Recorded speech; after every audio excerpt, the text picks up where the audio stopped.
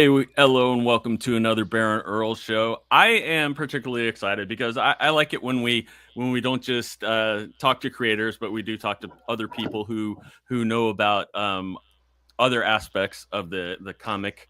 Uh, I don't know whatever you want to call it, market and everything. And actually, my son. This is probably going to be one of our first episodes. My son watches because he's very much into the collectability side and the sales side and all that stuff. So yeah, he will definitely be watching more for Gary than for me.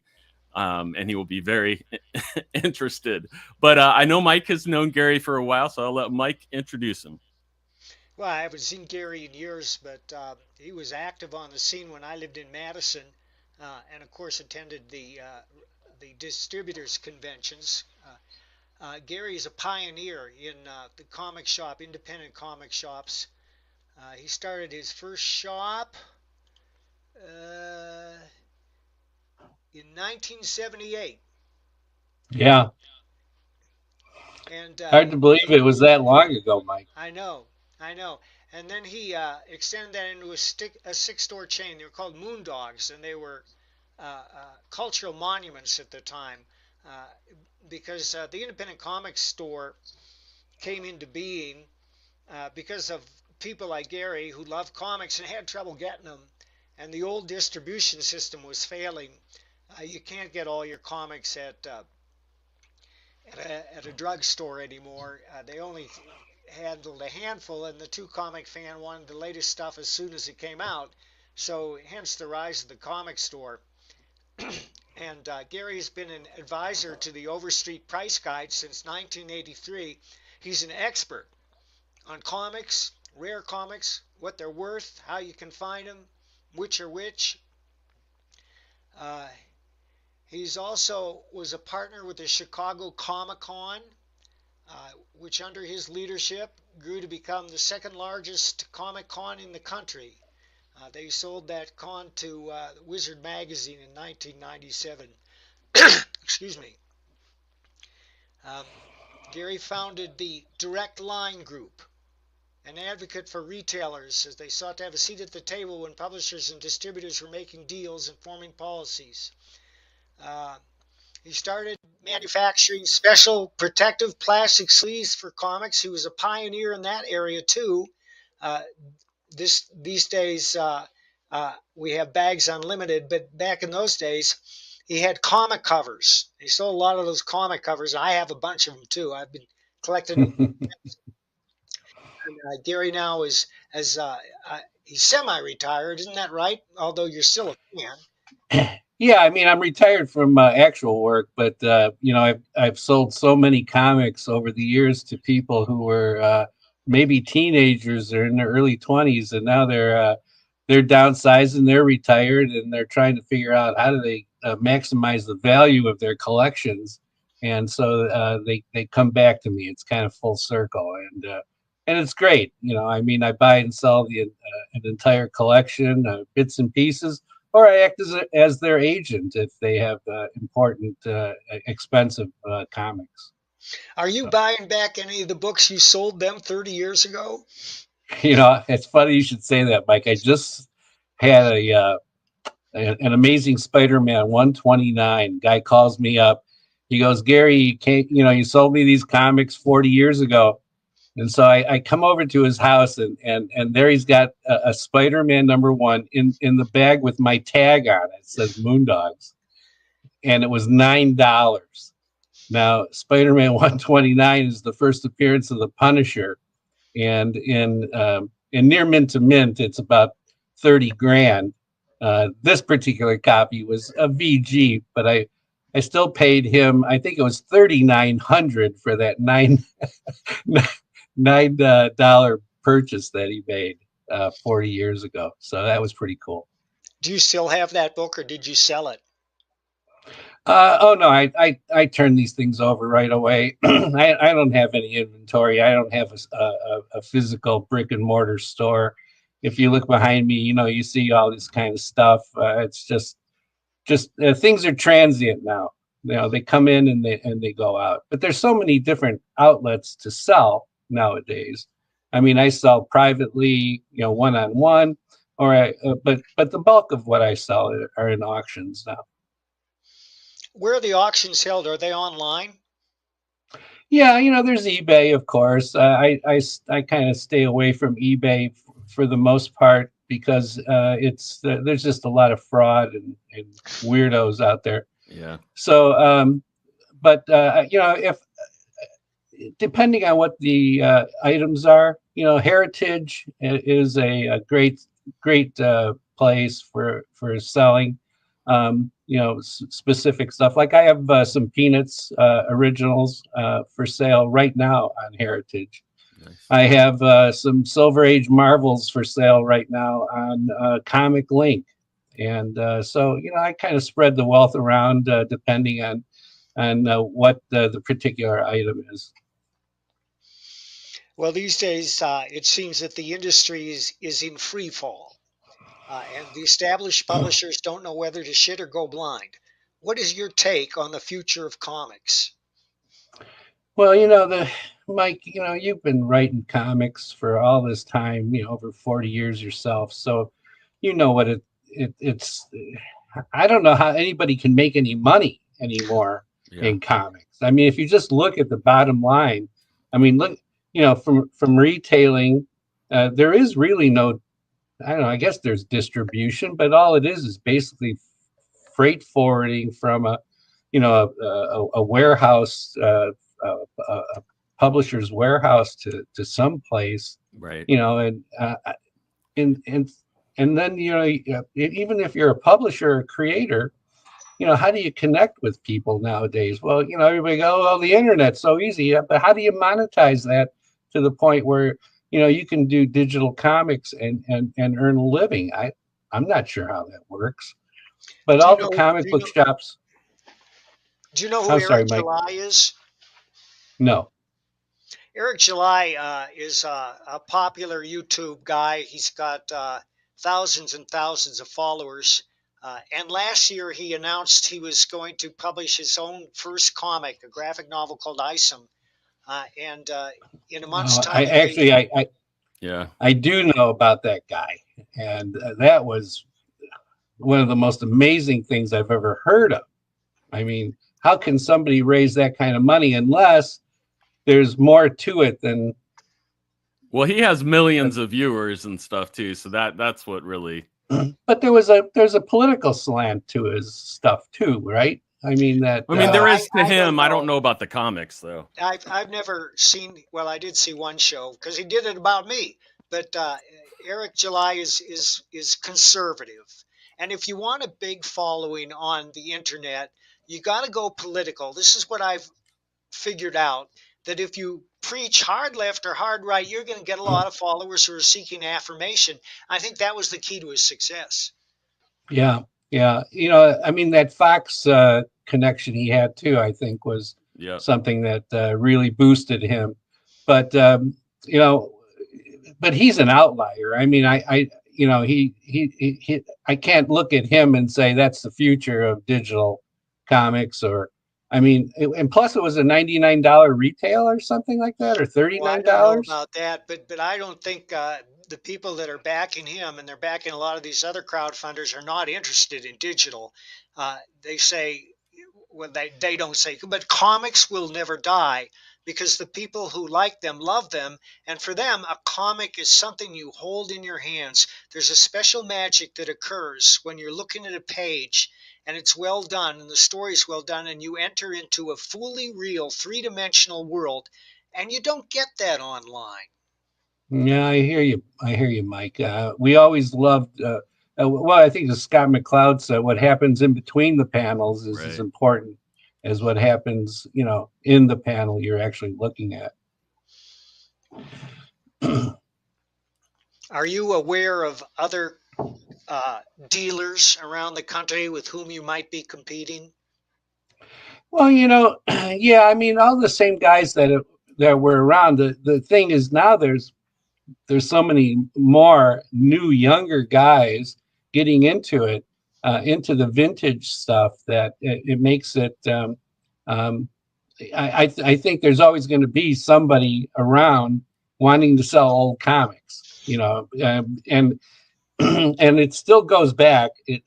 I don't care how much you want to put a professional spin on it. It still goes back to you want to buy that Action Comics #1 for a dime at a garage sale. Okay, I mean it all comes down to comics are still not considered valuable by some people, even though all the notoriety, everything that's happened.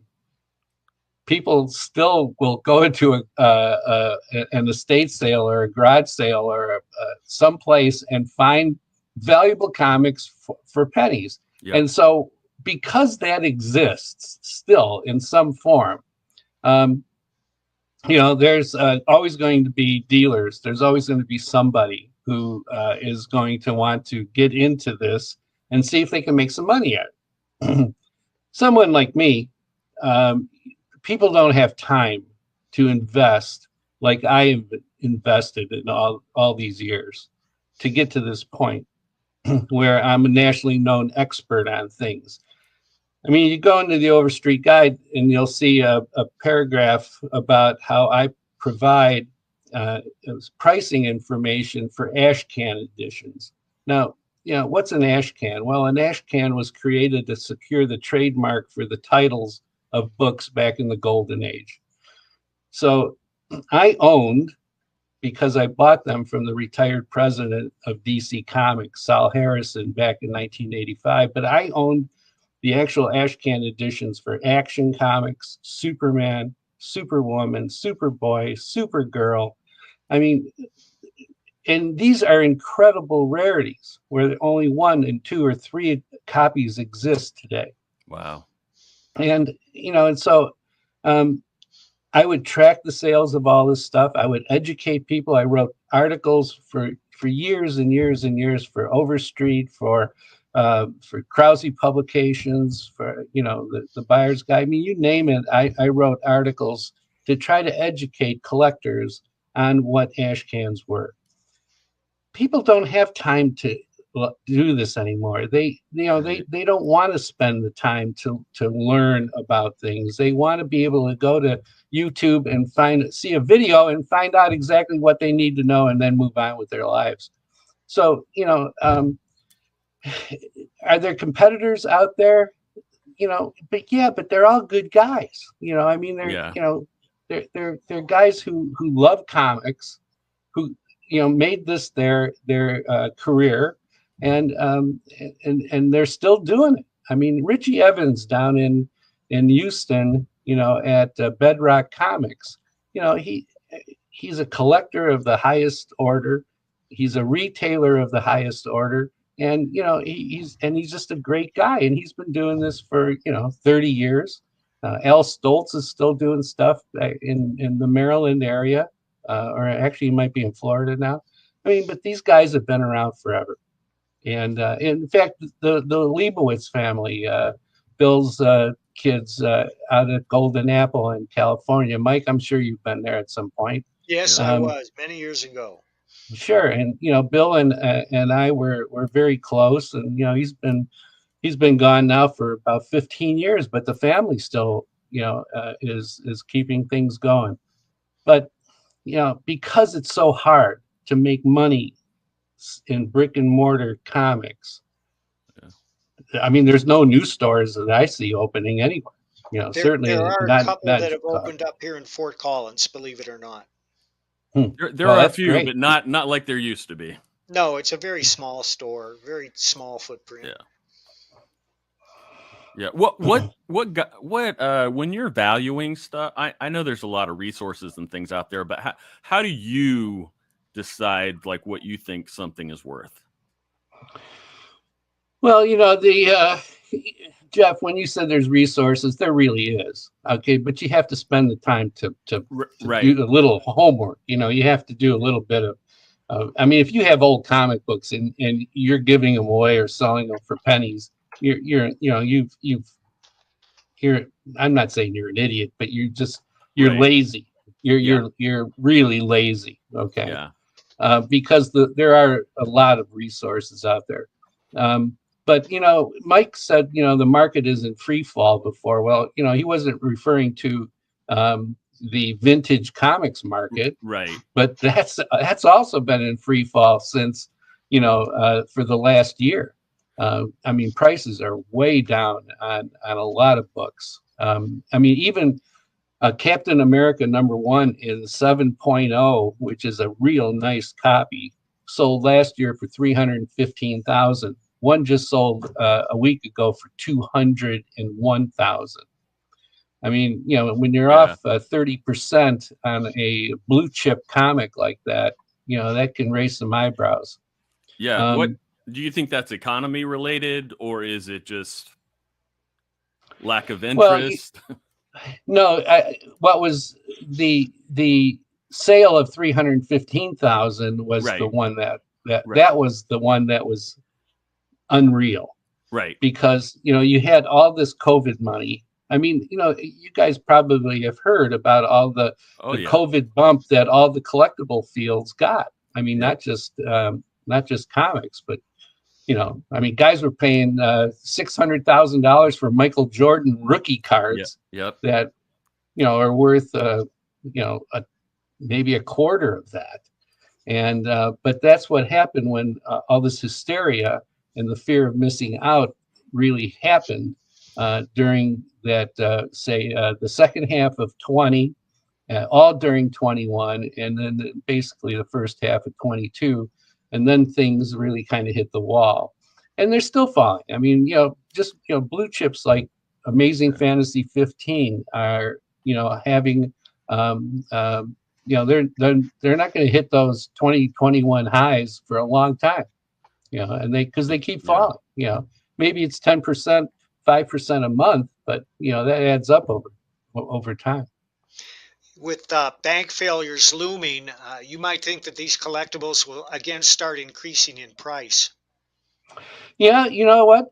People look to non-traditional forms of investment during times like that. Mike, you're exactly right. I've been the fortunate recipient of a lot of that kind of investment over the years, and where people are, look to me specifically for certain items, but they can buy them, everywhere now. Whereas before, you used the relationship in the old days of collector and dealer was much different than it is now, because so many collectors buy at auctions now, as opposed to having that one-on-one relationship with a dealer, so that when something came in, that collector got first opportunity to buy it. That really doesn't exist anymore. I mean, at least not to the degree that it used to. So, but Mike, it could happen. Do you know Barry Dutter? Dutter? Barry Dutter, Dutte. I know of him. I'm trying to recall why I know of we're him. Facebook friends, and he regularly posts his business there. And Barry buys and resells old comic collections, and he goes into great detail about how he finds them and how he acquires them. And a lot, of course, it's just posted in personal ads or classified ads, or classified ads on the internet by people who have inherited these collections and aren't really collectors themselves, and they don't know what they're worth, but they just want to get rid of them. Mike, that I've done a lot of podcasts on these, for seniors, baby boomer ones, right. boomers, where I'm basically asked to come on and explain to families of collectors how not to get taken, and my brother, my son, my husband was a collector, and now he's passed away. How do I sell his collection and get a fair price? That is my number one customer, is that right now. I should say my source for back issues is the families of collectors who have passed away. Right. I mean, I'm 72, and I did not buy FF1. I was 10 years old when FF1 came out. I don't recall buying that, but I bought Flash 123, the Flash of Two Worlds, which started the multiverse and stuff of Wow. comics. I bought those off the rack. Amazing Fantasy 15, I bought. It was 62. So my golden age, we all have golden ages. My golden age was, basically 1962 to 1968. And after that, cars and girls and stuff, But during that period of time, I bought all the Marvels, I bought all the DCs, I bought everything that I could find. And, I sold my collection during the last 2 years when the market was going crazy because, I had a couple of health scares. And so it became, am I going to have my wife worry about this stuff? Yeah. If I pass, so it made sense to sell and not put the burden on her. And so there's, but at the same time, because there's so much selling going on right now, Yeah. like this, the market, it kind of depresses the market too, because there's so much great material on the market all at one time. Right. Yeah, I know a few people around where I am where they sell on Whatnot, and they do probably $1,000 a day, or I mean but they're constantly looking for stuff. They're constantly going around and like I think you kind of alluded to at one point, like they'll buy big collections and stuff because they know that a lot of the people are not going to go through the 15 long boxes or whatever, and they're hoping that there's like at least one gem in there, or at least a couple things that are key collector kind of things that'll really make it worth their while. And most of the time there is. You just gotta, like you said, do your research, know what you're looking for. Yeah, I'm really the poster boy for this. Okay, I mean, because I have all this legacy, this long legacy, and I actually have a partner who came to me and said, "Gary, let us create a website for you. Yeah. We're going to do all the work. You don't have to do anything. You have to put up some content every once in a while, but you're good at that. You've got all these archives and everything else, but we'll create the website. We'll do everything, and we'll split the deals that come in." So if you go to moondogbuyscomics.com, you'll see a complete website on how easy it is to buy comics, sell your comics to me. And I have great content on there. I don't know if you guys, Mike might recall, but back in 1993, 94, I had the first radio show, comic book radio show called Moondog's Pop Culture Radio Hour. And we it was live radio we had 35 episodes. It was live radio Saturday mornings at noon, 11 to noon in Chicago here. And I tried to syndicate it, couldn't do it. It was way ahead of its time. It would have been a perfect, internet radio kind of thing. Or a podcast. We kind of consider it the first podcast, comic book podcast, but that content is on there. If you want to listen to cool. Steve Rude being interviewed the week before Marvels came out and what it meant, what this was going to mean to his career and stuff. Did I say Rude? I'm sorry, Steve. Alex Ross. I meant Alex Ross. Yeah. It's easy to confuse the two. Yeah. Well, they both paint a little bald. But we had Alex on that show, right before Marvel's shipped. We had a Star Trek show. We had with all the living members were on the radio at the same time. We had Tiny Tim. We used to have a lot of pop culture stuff. Mr. T. I mean, you name it, we had it on there. And those shows are now available at moondogbuyscomics.com. So I got a call today. Somebody came to the website and said, "Hey, I'm in Urbana, Illinois," which is about 2 hours from me. And his brother passed away, and he's got the comics and he wants to sell them. So he's looking for a place to do it. So yeah, and I did check out your website, and I will say yes, there's a ton of great information on there, and so people should definitely check it out. I did want to ask you because I've seen this, and I know just from talking to a lot of comic store friends of mine and stuff that, and I'm wondering how you dealt with it, or if you had to deal with it. But the kind of the temptation to gamble or whatever with comics, or to be able to kind of like balance like the fanboy side and the business side when you're actually doing the business work. Was that kind of an easy transition for you as you got into the business, or did you have to really resist some things or make some big mistakes? Well, mistakes. Jeff, it's really funny. I always considered everything I was selling is inventory. Right. And because of that, I never had the emotional attachment to it. I mean, I would buy a collection. It'd be FF1 Up and Spider-Man 1 Up. I mean, I owned all those comics back when I was, a teenager. So the idea that I owned them at one time, the idea of getting them again and then putting them away, that helped. Really, no, I was trying to build a business. I mean, my goal was to have a business that would survive me.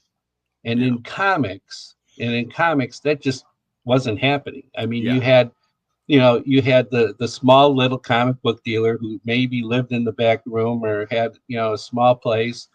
And it was very personal to him, and it was his expression of what he wanted to do in comics.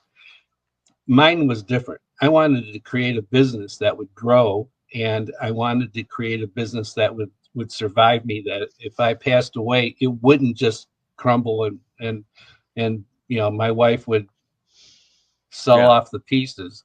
I got a blank screen here, guys. We can still see you. Oh, okay. Well, I'll keep talking. We're here. Take our word for it. I can hear you guys, but I don't see any of you. Oh, there it is. I'm sorry. Must have been something. But so I would buy these incredible collections. Like the Windy City collection is one of the greatest comic book collections ever found, and it was right here in the northwest suburbs of Chicago. And had I kept some of these books, like the Marvel Comics #1, had I said to myself, you know what, maybe this will be my pension, maybe this will be my retirement, so I'm going to put this book away in a safe deposit box, and maybe that perfect copy of Amazing Fantasy 15 that I bought from a guy, I'm gonna add that to the safe deposit box and just keep those.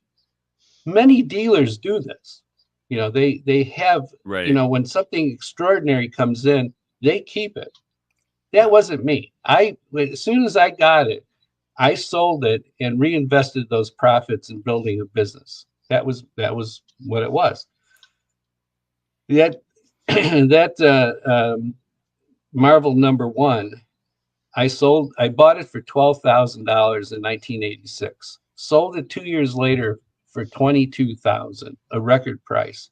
Wow. It sold in 14 years later for $120,000.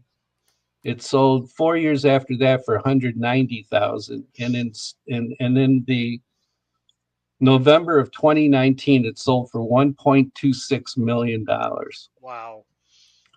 So had I kept a few things, Jeff, it would have been absolutely a smart move. Oh yeah. But I wanted to build a business, and I did. I went from 1 store to 2 to 3 to 4 to 5 to 6, and then ultimately, got to sell it to a company that Mike once wrote for. First Comics, First Publishing. And nice. I'm the You know, guy. I'm the there's guy. I'm the retailer that when you talk to guys, I'm the guy who cashed out. I'm the guy Right. who I'm the guy who's the luckiest guy you're going to run into. First Comics is still around. Yeah, I heard about that. Mike, is Kenny Levin still involved in it? Yeah, he's the head, but they mostly publish boutique books with the eye towards getting them made into film. Mm-hmm. Right. Have you done anything? He's got some Badger stuff with them, I think. Well, they own Badger, Well, they own Badger unfortunately. now. Yeah. But I have written a new Badger graphic novel, and we're trying to get Ken's attention so we can go ahead. Uh, but Ken is very difficult to get a hold of. And it's not just me, he's that way with everybody. We may proceed anyway. I've taken pains that there's nothing in there that would offend him, and it's a really good story, but we'll see. Yeah. Well, Ken and I go way back too. So, if though I've lost touch with him, last time I saw him was at I think a C2E2 convention here in Chicago about 6 or 7 years ago. Do you Nice. read comics these days? Mike, the way they look, even the lettering, it's. I started reading FF 4 years ago when they came out with a new #1 again. I said, okay, I'm going to try it out, and I enjoyed it. I read, all 48 issues and really, of this and liked it. I mean, it was a little, I don't know, a little out there even for the FF, but I read it and I enjoyed it. And then they got a new creative team with a new #1, and it sucked. I mean, it just sucked. I said, my God, look at this. This guy's got a copy machine, and he's just, copying panel from panel. And the I mean, I don't know. It was horrible. I couldn't. I finished the first issue. I don't know how, and I that was it. I'm done. I can't. I just can't. But I've been reading some old stuff. I just picked up Arkham Asylum. I'm reading. Just started reading that again. Things of that I sort. think because I keep up with this stuff, and I am aside from being into writing, I'm also kind of into the graphic design side. So I appreciate like the logos and the lettering and all that stuff too. And I think between Marvel and DC and like all the 80 books or whatever it is that they put out a month right now, I think there's only like 2 or 3 that are hand lettered, and everything else is just totally computer and just typed in now. But really, yeah, there's actually and it's typically what it is there is like a quote superstar writer, superstar artist, somebody who's very popular, who can throw their weight around, and they say, I want this letterer on the book, and he wants that letterer because he knows the guy's gonna hand letter it. And that's the way. I mean, if it wasn't for them kind of throwing their weight, there probably wouldn't be any at the big 2 that are hand lettered like that. But yeah, it looks so much better when it's hand lettered. So who's the Ira Schnapp of today's comics? Ira Schnapp is the guy who created all those wonderful Golden Age and Silver Age logos for DC. Okay, yeah. He's the guy who created all the logos. He did all the created the fonts that the DC fonts for all their ad pages and stuff during the Silver Age and Golden Age. I mean, who is it? Is it some guy sitting with a computer goofing around? Yeah, it kind of it depends. Yeah, they'll go through phases. Like actually, and I told Chris Cross this when I was talking with him, because they've been bringing back the milestone stuff, and some of the milestone stuff that's been there, which is actually really hilarious because I really ripped on one of the logos, and it happened to be one that he had to make really fast, and he normally was not a logo guy, but and I don't recall who it is, but the guy who I mean, I'm sure it will look very digital to like you and Mike, but the guy who has been doing a lot of the lettering and logos for the Milestone books is like really detailed and really sharp. Like it's not just like digital. He puts a lot of extra work into it,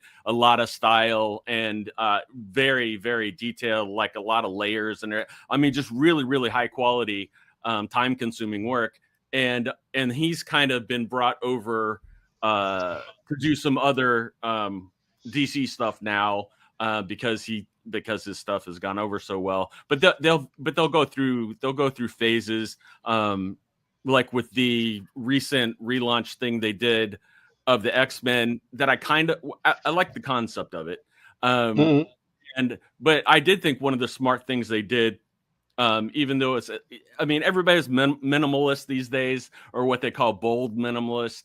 And Hello Muller is this guy he's the one who designed all of the logos for all of the X-Men things and anything related to it, which is great because it makes a cohesive, presentation, and it's very easy and for the fans and stuff. And actually those have sold incredibly. They've actually sold well in stores, but they've sold really well on like Comixology and places like that.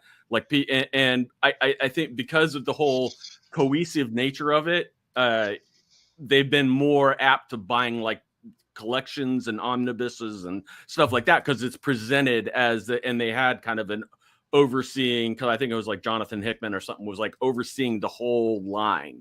And so there was like one direction, one voice, one theme. A lot of it was taking place on this like mutant island and everything. And it's just like all the mutants were like there, basically because they're at odds with humanity and everything. It was kind of like just taking everything to the next level with the whole mutants and humans and stuff. But I think, that really helped. I was curious. I wish they would have, Marvel decided it wasn't worth the money. What they originally wanted to do was, and I'm sure you've seen this with different things, they kind of wanted, like, he also wanted to make this stuff available as a less expensive, like kind of anthology edition. So like you would be, it would be like lower quality paper and stuff, but like you would be able to buy like the latest X-Men comic, the latest New Mutants comic, the latest, like all the different things in like one volume, but like more, almost sold more where like magazines and things were, and just do it on cheaper printing, even if they wanted to do black and white or something, but just to give like a ton of content to the people, and they were going to do like it Japanese manga. I mean, that's what the Japanese manga was.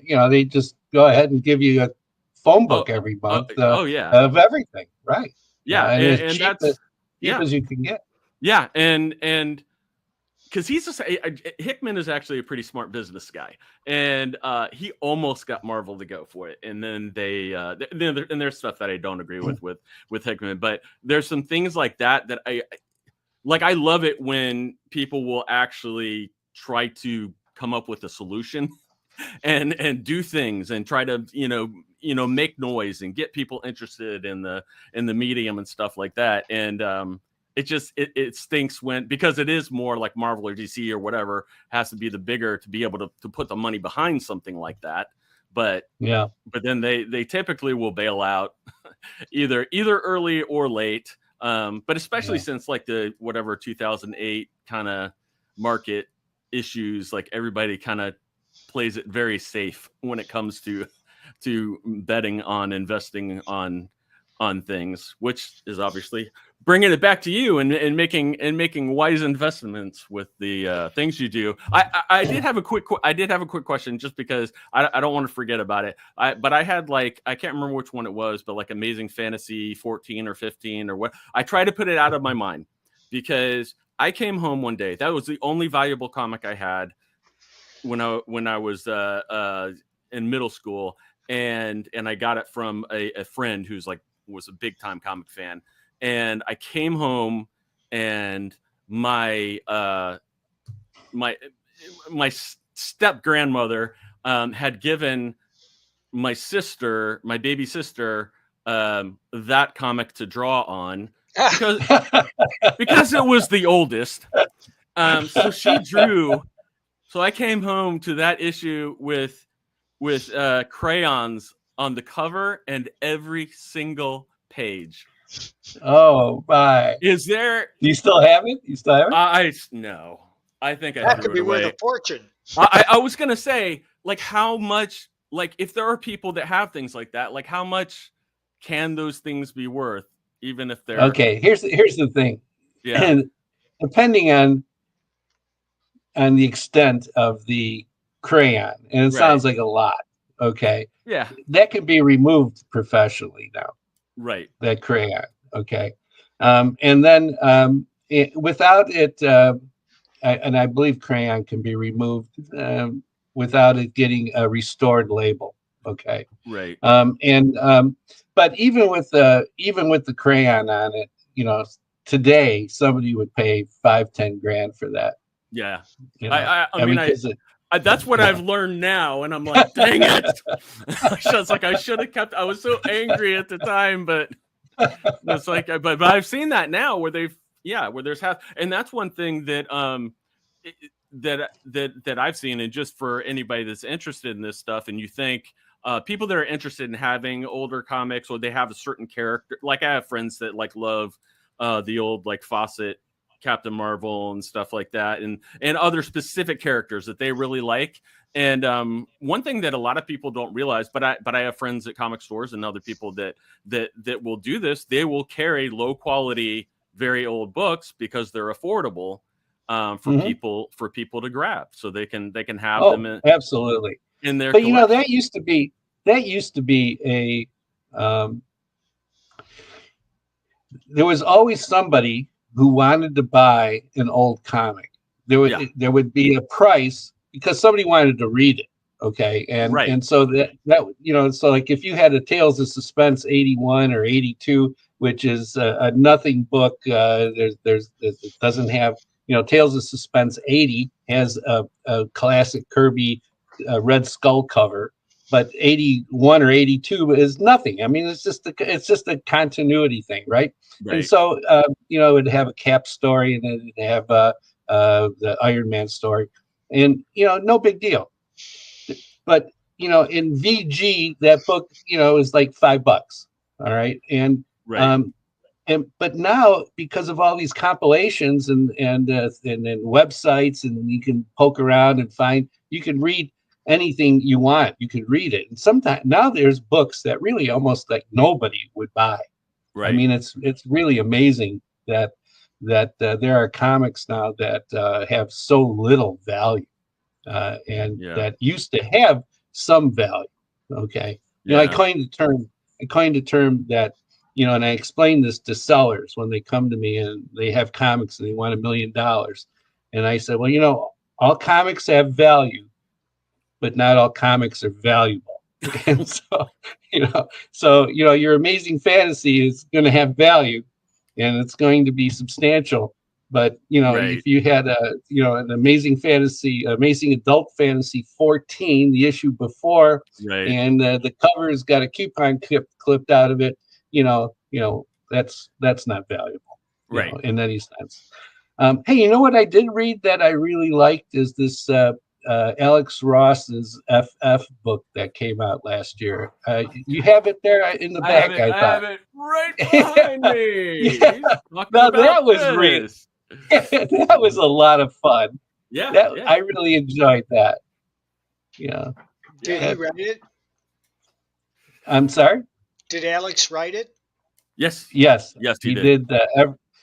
What did he not do in Yeah, that, Jeff? yeah. I think, yeah, I'm pretty sure he did. He did most of it, and it's more of like a pop art style from him or whatever. It's a Yeah, right. different coloring tones, different, slightly different style. I mean, I mean, he's done some like inked stuff before that is not so painted, but it's definitely a different style. It's an interesting like color palette and stuff. I think it's cool. It's funny with like the movies and TV shows. Like I like I really like the old Fantastic Four stuff.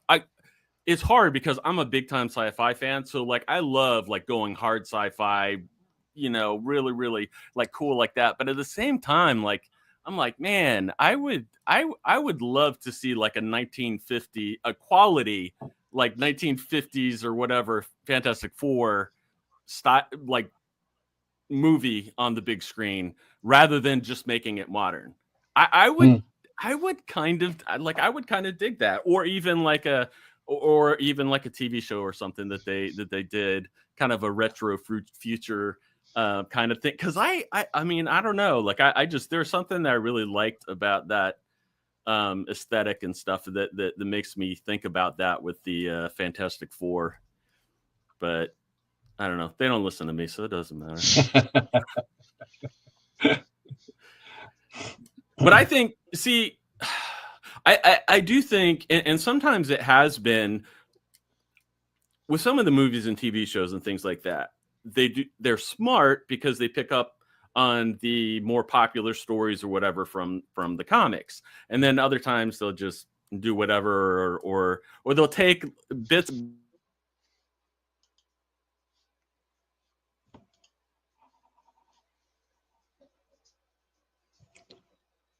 Can't I hear lost you. Oh, I hear Mike now.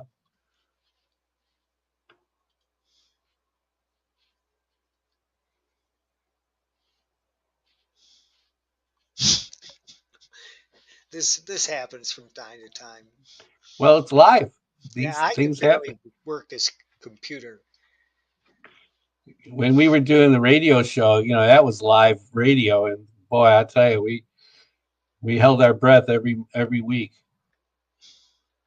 Well, Jeff's trying to get back on sound. Uh, do you know who Ethan Van Sciver is? Again, that's another name that I'm familiar with, but I don't. He's a writer. No, he's primarily an artist. He used to draw Green Lantern for DC, and then he quit to publish his own book, Cyberfrog. And now Ethan had a large following as well, and he raised over $1 million for the first Cyberfrog book. And you know who Billy Tucci and Graham Nolan are. Of course, yeah. Well, those guys are crowdfunding their own books too, and they're routinely in six figures. In Wow, fact, God bless that. I think Billy, for his She Omnibus, raised $250,000. Well, I just helped out. I think it was the Dave Stevens book that's coming out. I threw some dough in on that one, and also Joe Jusko's Marvel Masterpieces book. They asked me to do a recollection for that book too, which was kind of cool. When he was on a tour, the Marvel Masterpieces tour, and did a stop in Chicago. I kind of helped arrange the tour. We did all these DLG stores, the Direct Line Group. We did five stores in 6 days from coast to coast. I mean, poor guy was like dragging, but he did it. Did you go along on that tour? No, I just was. I just helped arrange, get all the stops arranged for Joe and Marvel.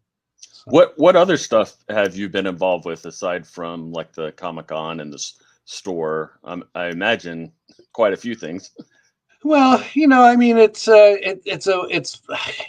sent a small, bio to Mike just to kind of jog his memory on some stuff, in the sense of, like the comic bags business, I mean, a lot of people don't, I mean, today, I mean, there were no brand names on comic covers, in the protection supplies business, and so I mean, I'm kind of a marketing guy, and so I created brand names for everything. And Capital City, who again, Mike and I worked for these guys at one point. I mean, of course, Mike was a creator, but I was their first warehouse manager in Chicago in 1982 or 81, whatever that was. But I was fortunate enough to make these things, make bags domestically as opposed to China and Right. Brazil and all these other places where people were importing bags. I was making it domestically, and so they were always available. And my two biggest customers were Capital City and Diamond. And because it was kind of like, let's make Gary happy. We'll buy his bags because he's the biggest retailer in Chicago and Midwest or whatever. So he'll give us a lot of business and we'll keep him happy. And so it's kind of like the symbiotic thing. I mean, as everybody, I was giving them a lot of business, they were giving me a lot of business, and everybody was happy. But to sell 800 million comic bags is, I mean, when you think about 800 million of anything, Wow. I mean, it's kind of crazy, right? And then I sold the trademarks to Diamond in 1996, and they didn't do anything with it. I mean, it's like they didn't know what they had, and they just let it kind of die off, I think. And nowadays, everything you see is, I don't know, Comic Pro maybe or something. I don't know. Tags Unlimited. Well, I think there is like a Comic Pro thing or something like that. I'm not sure what it is. Do you follow Milt on ICV2.com? I still get Milton stuff, but I don't look at it like I used to. It used to be first thing I'd look at, but I don't, the business of comics now is, it's not even a business to me. It's like some just crazy bunch of, like big companies and little companies, but there's like, I don't know, there's no in between anymore. There's no, there's, and there's nothing personal. There used to be personalities in comics. Steve Jeppy, come on, Mike, you remember Milton and John Davis. I mean, these guys, as distributors, Chuck Rosansky, Chuck is still around, but he's right down the street from me. Right down the street from you, yeah. And his health hasn't been good lately. He fell and hurt himself, but he's I'm sorry to hear that. His he's back up. Enormous. Yeah, he's probably back the biggest up. Comic book store in the world. Yep, it sure is.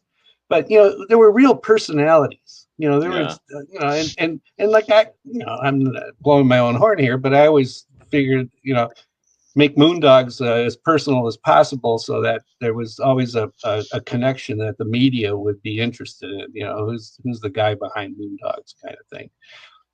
But I don't see that anymore. I don't see who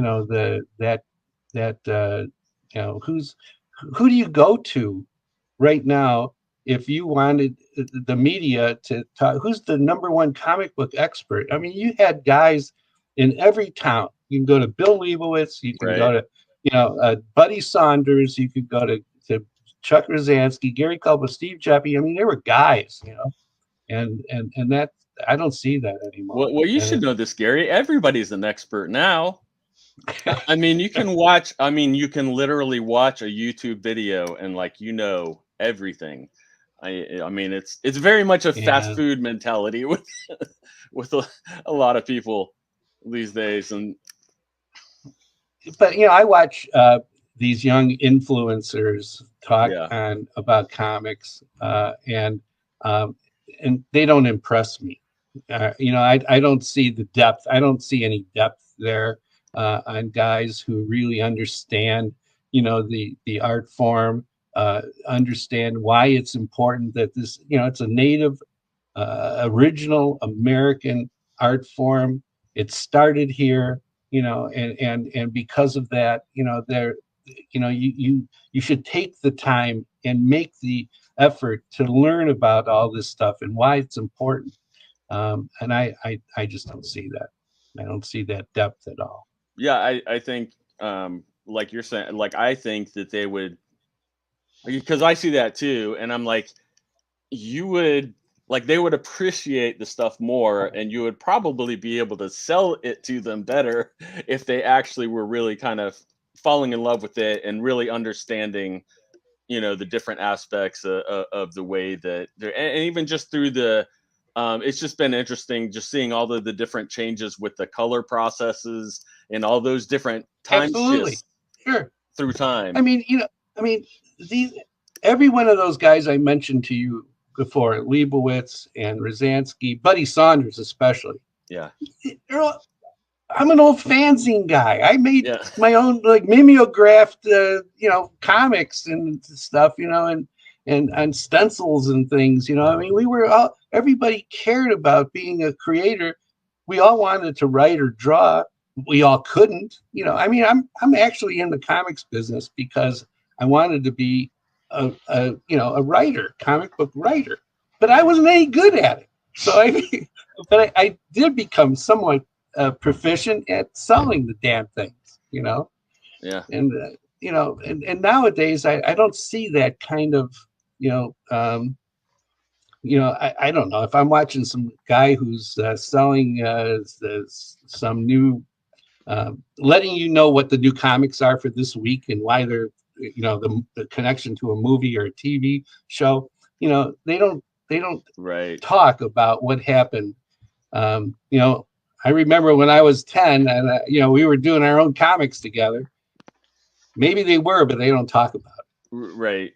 Right. Yeah. It's more, it's more framed into what's happening now than what happened then, or even understanding what it was like back then. But honestly, that's one of the reasons why Mike and I wanted to do this show too, because not so much to get into, like political discussions and different things like a lot of people do, but more to, be able to, give people the history, especially from the people who are actually, involved with it. And I mean, we've had like some of the, biggest, legends ever like on our show, which has been, I mean, it's been fantastic. And it's so cool because we've seen a lot of people like really learning stuff, and they'll listen to these people like Walter Simonson and all these people that like know what they're talking about. Absolutely. Your Shooter interview I thought was great. This was a guy who was vilified. Okay. Oh yeah. Very much everybody hated Jim Shooter. Okay. Yep. I mean, I don't know if there's ever been a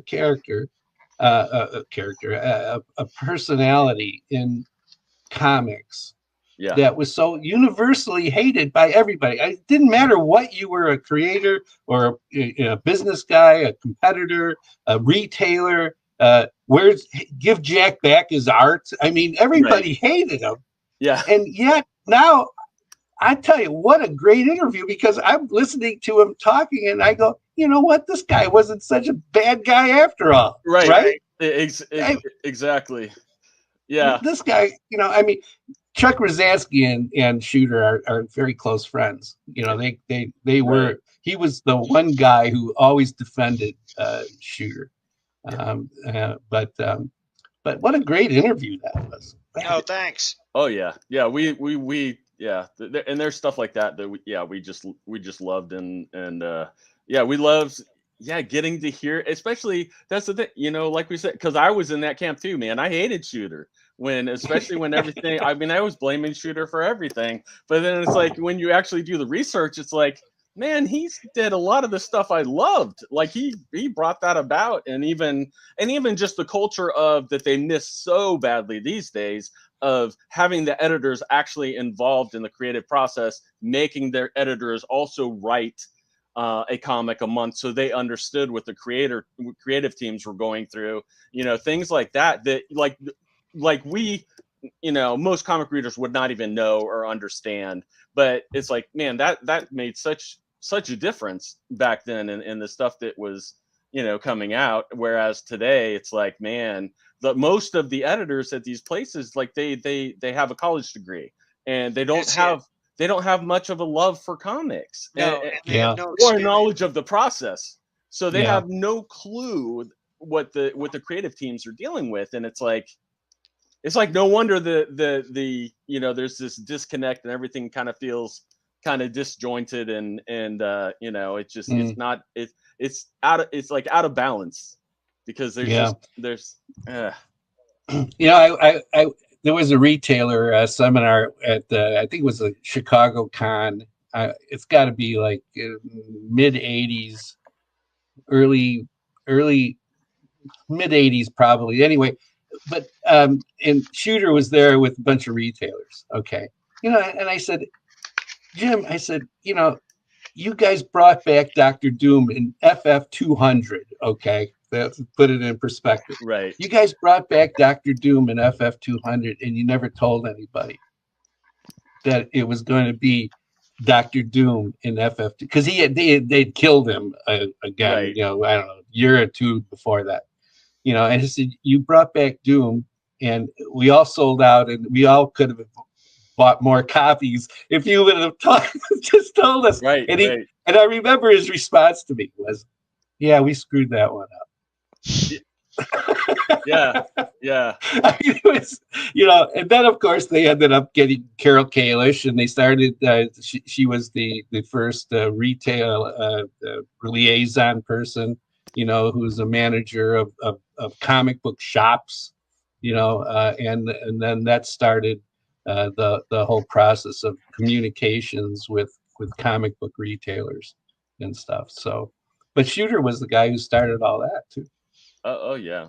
And I mean, for me, I loved when they started doing the Marvel graphic novels, and I love when they did the Epic line. And I mean, there's just so many aspects that he had his hands on, and like he said on the interview. I mean, and Mike said, I mean, he got the books to ship out on time, and for the most part, which was a lingering issue for I think Marvel and DC around that time when it just wasn't really, the books weren't really coming out quite as they should.